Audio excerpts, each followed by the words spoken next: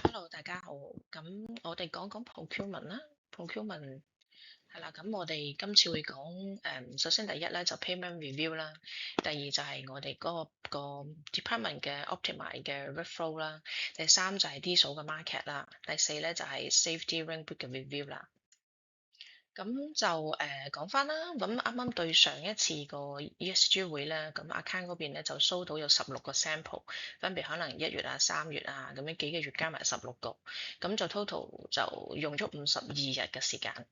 係啦，咁就叫啲同事再抽翻出嚟啦，睇下究竟係發生咩事啦，咁都喺度 clarify 翻咧，就係procurement 由對單啦到簽晒名係用咗34日嘅時間嘅。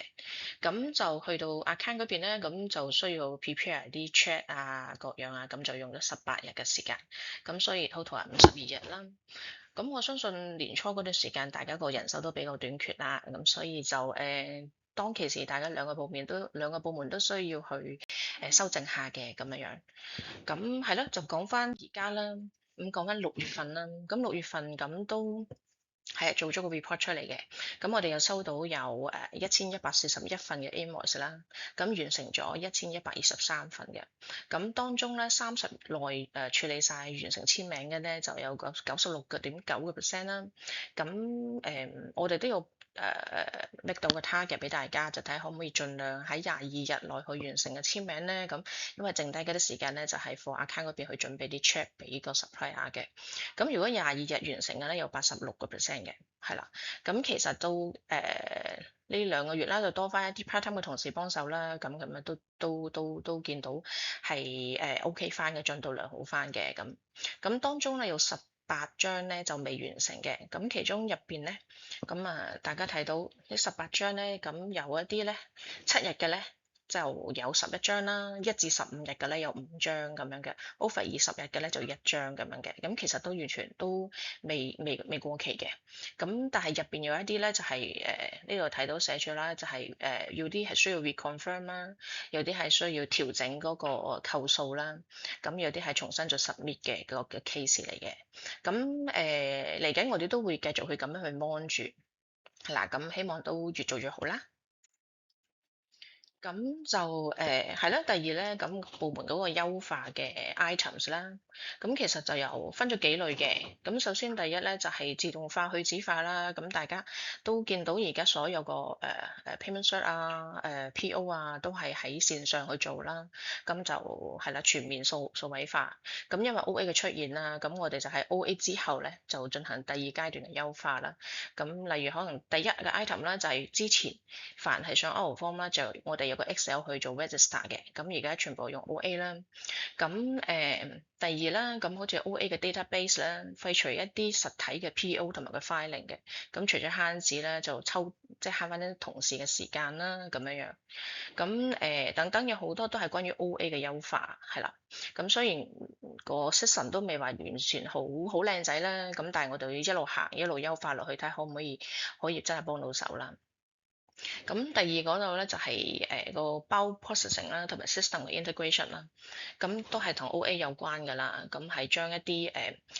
每一個例如可能 DN 啊嗰啲咁樣咧，咁我哋以一個 batch 去計嘅。咁以前係逐張咁去 take 嘅，咁都比較嘥時間，係啦。咁而家咧就一個 batch 咁樣去篩選咧，就會好好多嘅，係啦。咁都係好多關於 OA 嘅優化。咁第三嗰度咧就係 supplier collaboration 啦，咁一啲咧即係譬如話可能第12嗰度咧，咁我哋有 LALG 嗰啲嘅 shirt 咧，咁以前係用同事嘅時間咧去 scan 上去嘅，咁而家咧就等 supplier 自己用佢嘅時間喺我哋指定嘅時間入邊咧，佢哋就 scan 上去，咁我哋又會慳翻啲時間啦，咁樣樣。係啦，咁好似第10咁啦，咁油渣嘅輸入方式啦，咁我哋每一日咧都會 mon 住啲油量咁樣樣嘅。咁以前可能就逐個 item 咁輸入嘅，咁而家咧就如果 invoice 嘅話咧，就一個大數咁樣去輸入，咁一嚟慳翻時間啦。咁點樣去做到慳時間又可以監察得到咧？咁樣，咁因為我哋喺油渣嘅每日用量表度咧，已經係達到呢個監察嘅效果㗎啦。咁所以有時喺度輸入嘅方式嗰度咧，我哋都可以優化下嘅咁樣。咁變咗就可以褪咗啲時間出嚟啦，咁樣。係啦，咁好啦，到下一個 item 咧就係人力優化啦。咁頭先講就係呢2個月咧都填補一啲嘅人手啦，咁所以都有條件去調整下佢哋嗰個返工時間。咁好似第14個 item 咁啦，咁我哋啲 part-time 同事咧有啲輪班制嘅，咁有啲可能禮拜六會翻啦，咁有啲可能朝頭早翻 part-time 嘅同事，咁另外一個 part-time 同事咧就翻下晝至到夜晚咁樣去填補下一啲空缺，希望可以盡量用到個時間去幫手做嘢啦，係咪？咁就係咯，咁就第15個 item 啦。咁我哋而家咧將所有嘅 part-time 同事咧 train up 咗，咁佢哋都識得點去做 payment shot 嘅。咁相信我哋係有條件去將佢分 team，就係每一個 part-time 同事跟一個 officer 同事。係啦，咁個 officer 同事咧就同嗰個 part-time 同事一齊去 monitor 好嗰個 payment 啦，甚至乎係嗰啲 PO 啊咁樣，希望分 team 制咧可以強化到嗰個監管，係啦，咁就由7月份開始嘅。咁第13個 item 個保安嗰度咧，咁而家用 AI cam 去代替啦，咁變咗我哋人嗰個文件處理嘅文件嗰個時間都會少啲，係啦，咁同埋嚟緊之後阿 William 咧都會喺呢個保安方面都會有一啲安排咁樣樣嘅，係啦，咁呢啲大大細細嘅優化咧，就好似畫面嘅齒輪螺絲啊咁樣，咁每一個大優化、小優化，咁啊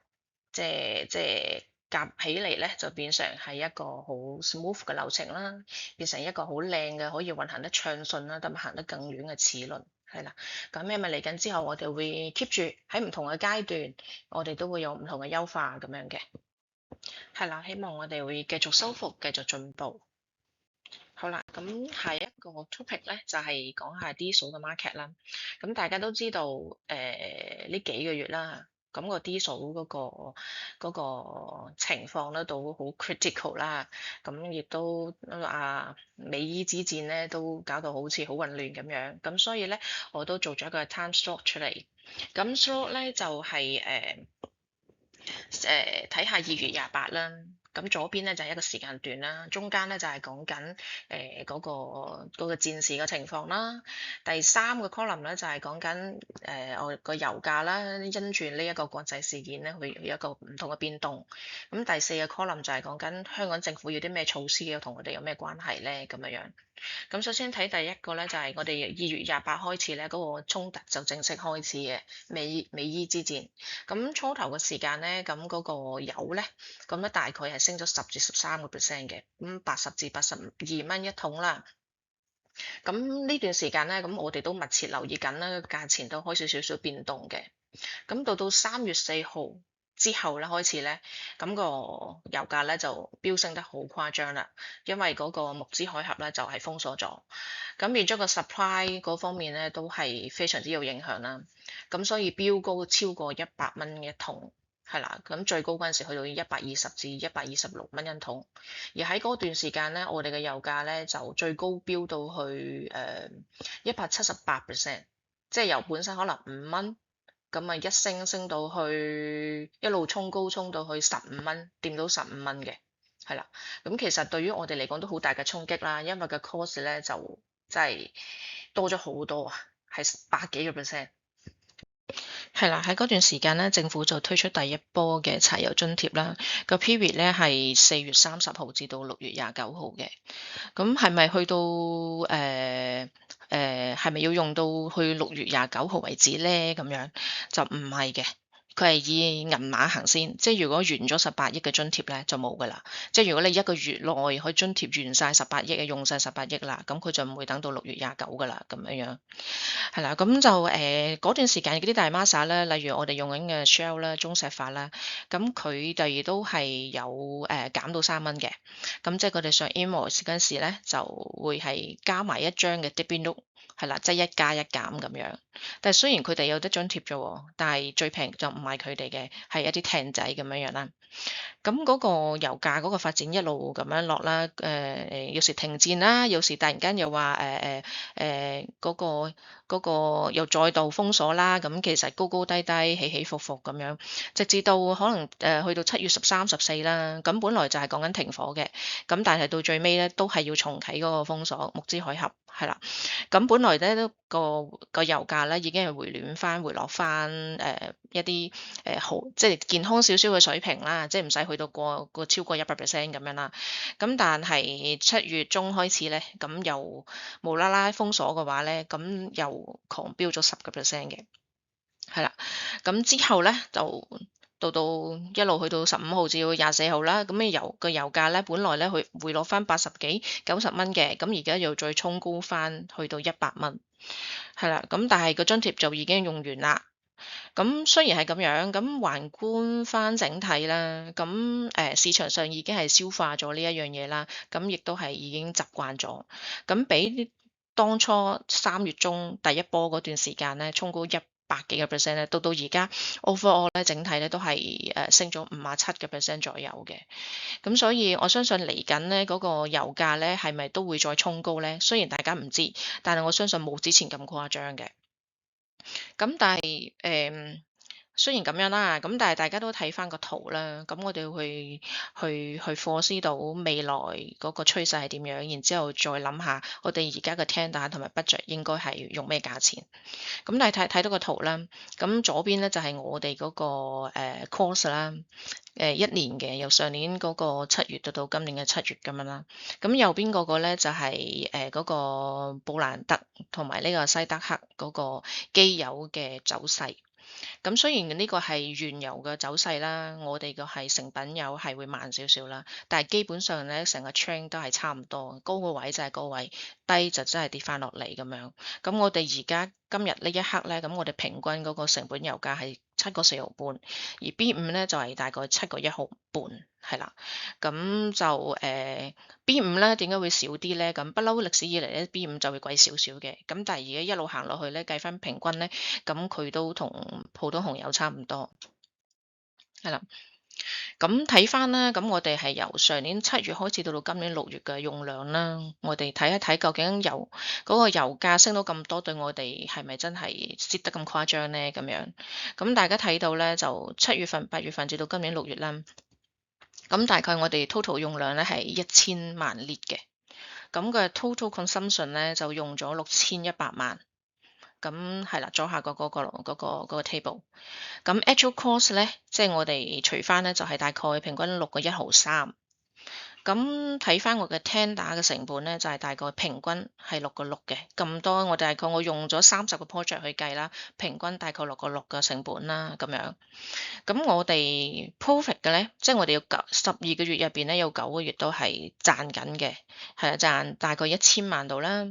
咁但係3月開始至到5月呢段時間咧，睇翻係蝕嘅，係一定係蝕㗎啦。咁但係可能蝕咗600萬度啦。咁 balance 翻咧，拉翻條數咧，咁整體都係都仲係賺緊400萬嘅。咁但係就嚟緊咧，就希望係啦，睇下下一張。咁嚟緊咧，咁我哋希望可能 tender 或者 project 嗰啲 cost 咧，要調整翻9蚊或以上，先至係叫做啱安全嘅位置咁樣啦，係啦。咁就咁我哋嚟緊嘅 action 咧，同過往一樣啦。咁我哋會留意翻佢哋每一間 supplier 嗰個價錢。之前我哋係百花齊放，而家雖然都係百花齊放，但係我哋會盡量將一啲 project 集中喺最平嗰1、2間入邊，係啦，因為冇辦法嘅 cost 太大啦。咁之前都試過有啲情況就係最平嗰1、2間俾多幾個 project 佢哋咧，佢哋都會 reject 嘅，因為講話就係唔想蝕咁多咁樣啦。咁喺咁嘅情況可以點做咧？就係盡量睇下佢哋有咩困難。例如可能有一間 supplier 佢話我有啲新嘅 project 我可以幫手交嘅，維持呢個價錢。咁但係咧另一個 project 或者係遠少少嘅 project 可唔可以唔交啊？咁樣，例如好似倉咁樣，咁佢哋有啲咧特登開個車隊，特登就係車一嘅地點。咁喺油啊運輸 cost 方面咧，佢哋都會係即係承擔比較高，咁我就係咯，咁啊將佢轉一轉啦，轉去其他嗰度，即係將佢呢條線 cut 咗，就轉去其他嘅 supplier 嗰度，等佢可以幫我哋交到而家嗰個新嘅 project，咁就可以慳到錢，同時間又可以做到 win-win 啦咁樣樣。咁喺呢段個市場比較動盪嘅期間咧，咁我哋係真係需要去將唔同嘅 project 就會要定期咁樣調動一下，可能會真係會麻煩少少，但係冇辦法，因為咁樣先可以慳到錢。咁我哋一路都留意緊兩間大 massa，即係好似 Shell 啊、中石化咁樣，佢哋一路都冇減到落嚟嘅。咁呢段時間同佢哋亦都唔係一個好嘅時機去 negotiate，咁所以我哋會繼續觀察啦，繼續維持住而家嘅現狀，係啦，再去一個策略性分配先，係啦。係有就大致係咁樣啦，咁我哋就去下一個就係安全水系嘅 review 啦。咁上一次咧，咁就嗰隻水鞋啦 Haier recommend 啦，咁亦都納入咗去 PPE 個 list 入邊。咁由7月13號咧已經就開放俾大家去訂㗎啦。咁喺直至到今日為止咧，係啦24號為止咧，咁就有94個 order。係啦，咁都健康嘅，睇得到，因為我哋有幾百個工人啦，咁大家都知道可以訂嘅時間咧，佢哋都好開心，因為可以選擇多一對啦，佢哋又覺得可能舒服少少嘅，咁但係就冇一次過咁多工人一齊訂嘅，咁其一就有啲係用緊舊嗰對未爛啦，有啲又覺得都仲係有人會訂翻原本嗰對嘅，咁亦都反映咗一樣嘢就係兩款安全鞋咧都有人選擇。係啦，咁都係一件好事嚟嘅。如果唔係側向咗係新嗰對嘅話，嘅 cost 亦都係貴咗。係啦，咁我哋會繼續去 review 嘅。咁而家睇下一張佢哋每一個 project 嘅 order 情況啦。係啦，咁見到有倉又有啦，建榮嗰邊又有啦，鑽探啊、炮機嗰邊全部都有，都平均嘅，係啦。咁大概我哋會一路監察落去嘅，咁同埋就揾咗啲同事咧，都而家就每一個同事訂嗰啲水鞋咧，都做翻一個記錄啦。咁連埋個人名啦，咁我哋到年尾咧就可以知道呢對水鞋嘅 lifetime 係咪真係可以double。係啦，咁因為佢價錢係貴咗啊嘛，咁我哋會繼續 review 落去，係啦，繼續觀察嘅。好啦，今日嘅分享就係咁多，thank you。